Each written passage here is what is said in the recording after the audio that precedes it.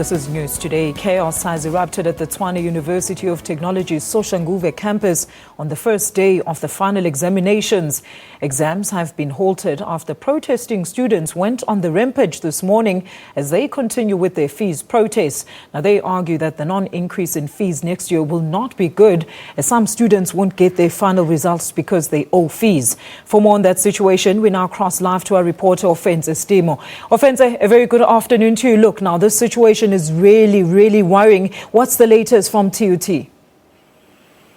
Afternoon, Alicia. Basically, what's happening is that the TUT management has decided to suspend examinations for the rest of this week. This after the students actually decided to go on a rampage opposing the security which had been called to come and protect those who are undergoing the examination. So the management has decided that the examinations will not take place to protect the vicinity of TUT, the staff and the students, and they will be issuing out new timetables to the students next Monday. They wanted to emphasize that it's only the TUT Soshanguve, whereas other campuses of TUT in Pretoria and Nelspruit is business as usual. They are still monitoring the situation in those campuses, but as things stand right now, it's business as usual. It's the one in Soshanguve where examinations had to be disrupted, as the students feel that even though their fees have been dropped, they will still be left with heavy debt, and they also want student leaders who were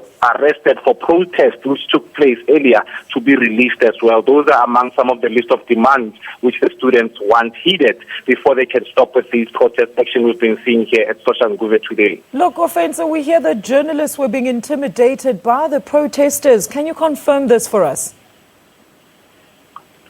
It's been very difficult even for us to get any footage or to go live. As you see, we're doing a crossing via hybrid. At the side of a camera, the students just go on a rampage and they intimidate the journalists or any other media people working here on site. There's been very minimal presence of some journalists, as we believe that they've been working under carpet or incognito, as they would not want to be recognized by some of the students. So it's actually been a very difficult assignment to do, even for us to gather some visuals in order to put together for a package for the primetime bulletin has been very difficult, because even the leaders themselves could not guarantee that the students, some of whom are hooligans, would actually not attack us the moment we take up cameras to try and report what's actually here. So it's actually been very difficult. What we suspect personally as media workers is that there's an element of criminality which the students would not want to be exposed, since they feel the footage might be used against them in the court of law once they are caught doing some of the things they've been doing. The cafeteria is among some of the buildings which have been torched. Even earlier when we were inside the campus, we could see smoke billowing from on top of the building. We're not sure which building it is, since it was very tense.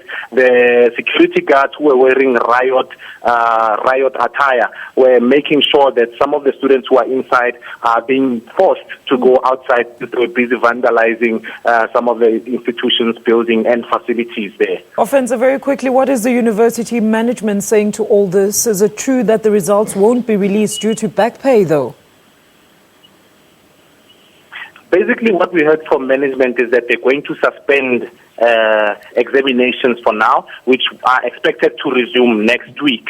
But they haven't mentioned anything about the results not being released, or it's not in our attention as yet. All right, thanks for that update. That's Ofentse Setimo live to us from Pretoria. In other news, meanwhile, students